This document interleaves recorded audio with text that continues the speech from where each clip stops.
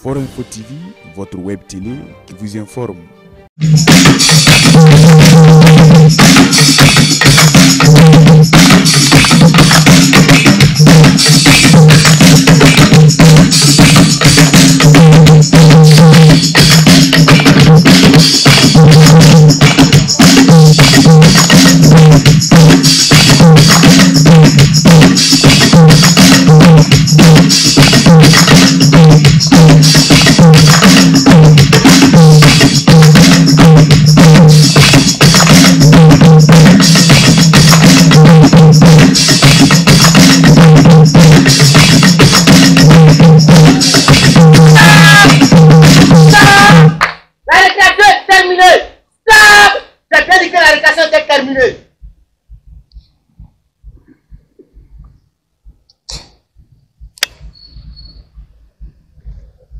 Ah, le pass.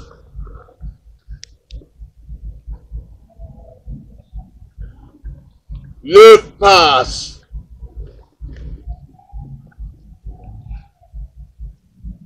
Le pass. Programme d'ajustement structurel. Programme d'ajustement structurel.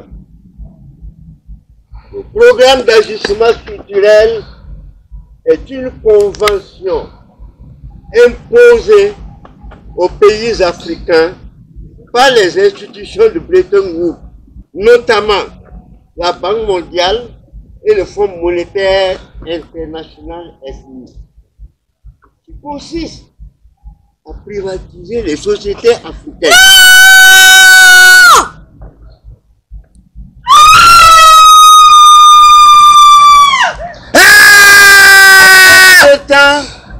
On entendait que cette famille allait être privatisée. Ensuite, on disait que c'était une compression du personnel.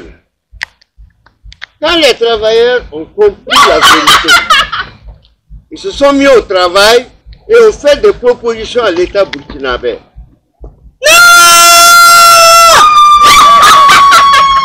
L'État burkinabé a choisi pour la deuxième option.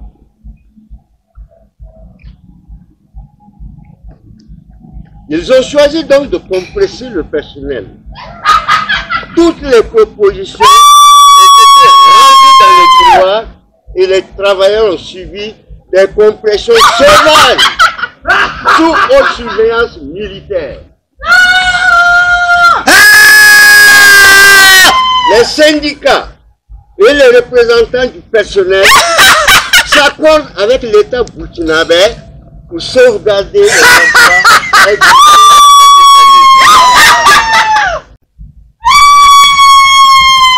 Ah, le fameux PAS, Programme d'ajustement structurel. Programme d'ajustement structurel.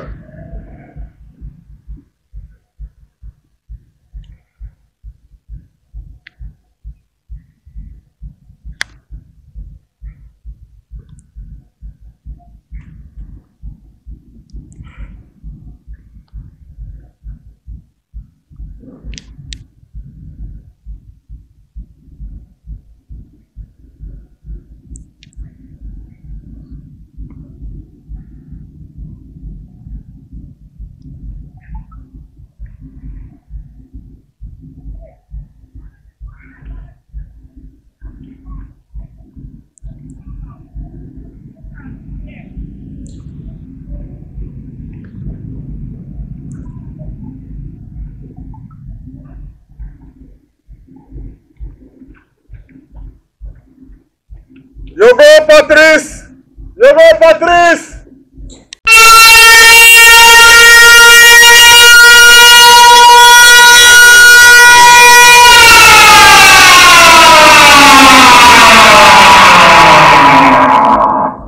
La sirène, elle sonne encore. Elle ne devrait plus sonner. Elle devrait être morte comme tout le reste. Et elle chante faux en plus. Ah bon? Les personnes faux? Dès qu'elle était dans la colère de l'usine, on a tous été mauvais à l'époque. Mais au moins, on avait du cœur. Papi, tout le monde chante fort dans ce pays. Le seul qui chantait juste a été tué un 15 octobre. Tu te souviens, non, puisque tu étais là? Ah oui, même le coq chante fort. Le coq est embrayé par le sacrifice. Donc il a arrêté de chanter. C'est le muezzin qui chante faux. Même votre Flovie qui est Flovie là. Il a commencé à chanter faux. Hey, juste pour faux, elle sonne encore. Et tant qu'elle sonne, cela veut dire qu'il y a encore de l'espoir. Cette vente, c'est notre chance de redonner vie à ce Dieu. Mais si nous continuons à pleurer le passé, nous n'avancerons jamais. Et comment veux-tu qu'on danse quand la musique est forte? Nous ne devons nous battre. Voilà. Parce que si nous ne le faisons pas, nous cesserons d'exister. La souffrance est ce qui fait notre identité. La douleur a plus de valeur que la joie. C'est la montre que nous sommes plus courageux et plus heureux que n'importe qui d'autre. Oui. Ça veut dire qu'ils ne peuvent pas nous briser. Jamais. Qu'ils ne peuvent pas nous détruire. Oui. Aucune force terrestre ne peut le faire, puisqu'il n'y a pas de limite à la souffrance. Voilà. Redonner vie, à quoi bon? Même si on rassemblait tout l'argent du monde, cette usine restera un tombeau. Un tombeau pour nos espoirs, nos vies. Et maintenant, vous voulez enterrer vos rêves aussi. Moi, je crois que nous sommes condamnés à l'errance et à l'exil pour l'éternité, jusqu'à ce que le ciel nous envoie un sauveur que nous allons encore tuer. C'est vrai, ce lieu est rempli de souvenirs. Certains heureux, d'autres terribles. Mais nous devons avancer. Sinon, nous serons à jamais prisonniers de ces murs. Oui. Ce n'est pas juste une vente aux enchères, c'est un symbole. Si nous réussissons, nous prouverons que le passé ne nous définit pas. Ah oui. Peut-être, c'est à vous maintenant de décider si cette terre est encore perdue ou elle est maudite à jamais. Au moins. L'histoire de cette usine est comme celle de ce pays. Tout a commencé un mois d'octobre.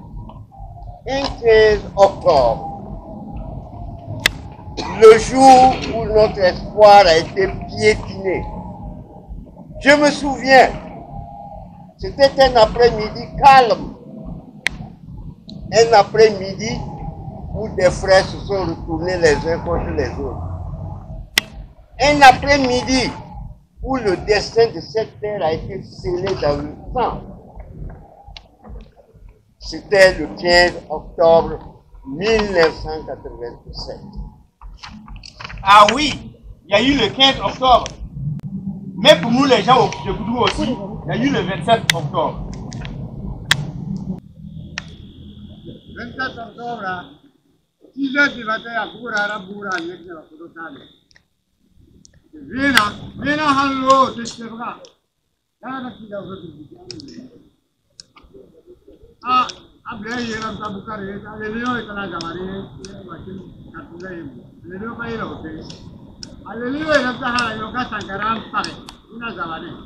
Alors, là, je suis allé. Après, là, a fou, c'est là, il y a un vous pouvez vous pouvez pour faire la métro. Alors, son maman, pour tout là où la folie pour rien, 27 octobre pour le cahier. Il y a des choses à faire, vous dites, là, on met des patinats de Bibi. Allez, sur la.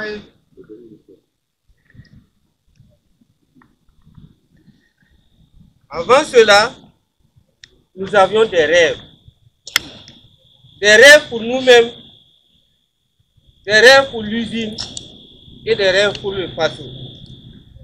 Sankara avait vu cette usine comme le symbole de notre indépendance, de notre force. Passo Fanny disait-il, c'est bien plus qu'une usine textile. C'était le symbole d'un peuple qui voulait se lever, un peuple qui voulait tisser son propre destin. Chaque fil produit ici représentait un acte de résistance, une volonté de ne plus dépendre de l'extérieur. Oui, ils croyaient en nous. Ils croyaient à cette usine. Elle n'était pas parfaite, non, mais elle fonctionnait. Elle donnait du travail à nos familles. Elle nous donnait de la dignité. Et c'était notre contribution à la révolution qui l'avait amorcé. Et cette révolution qui voulait nous libérer et nous élever. Mais ce même 15 octobre, tout a basculé. Nos rêves ont été brisés par les balles de la trahison. Le seul homme intègre est tombé et avec lui notre espoir. Depuis ce jour, cette usine n'a jamais vraiment été la même. Tout ce que nous avons construit a commencé à se fissurer comme les murs de cette bâtisse. Ils ont dit qu'avec sa mort viendrait la stabilité. Un Burkina nouveau verrait le jour. Mais ce n'est pas de stabilité que nous avons hérité. C'est d'oppression, de calomnie, de persécution. Nous sommes devenus des misérables humains que vous voyez ici aujourd'hui, suppliant pour leur vie, cherchant des miettes de dignité dans les ruines de ce que nous étions. Regardez autour de vous. Cette usine est comme le Burkina Faso. Chaque morceau de ferraille rouillé, chaque fenêtre brisée, chaque poutre effondrée racontait l'histoire d'un peuple qui a été trahi, volé et abandonné. Après la mort de Sankara, tout a commencé à s'effondrer petit à petit. L'usine Faso-Fani et bien d'autres usines ont été liquidées sans état d'âme. Ceux qui nous dirigeaient n'ont pas vu l'importance de ces lieux pour nous. Ils ont préféré s'enrichir et tuer ce qui faisait la force de notre nation. Faso-Fani est devenu un symbole de ce que nous avons perdu. Une terre de promesses oubliées, de rêves brisés. Les dirigeants qui sont venus après ont fait de beaux discours et ils nous ont laissés à l'abandon. Et aujourd'hui, où en sommes-nous? Nous sommes pris en otage dans notre propre pays. Ce pays, autrefois dirigé par un homme qui croyait en notre avenir, est maintenant déchiré par ceux qui ne pensent qu'à eux-mêmes. Les fils, vous voyez, les fils de Faso-Fani ne sont plus. Ces machines qui jadis résonnaient de notre vie d'abord sont réduites au silence, tout comme la voix de nombreux fils et filles de ce pays. Le 15 octobre, cette date marque la fin de quelque chose, mais aussi le début d'un long chemin de souffrance pour nous tous. Depuis ce jour, nous avons compris que plus rien ne serait comme avant. Un Burkina nouveau, oui, mais pas celui qu'on nous avait promis. Un Faso nouveau fait d'ombre, de corruption, de violence, de désespoir. Mais ce n'est pas encore la fin de l'histoire. En tout cas, pas tant que nous nous tenons ici.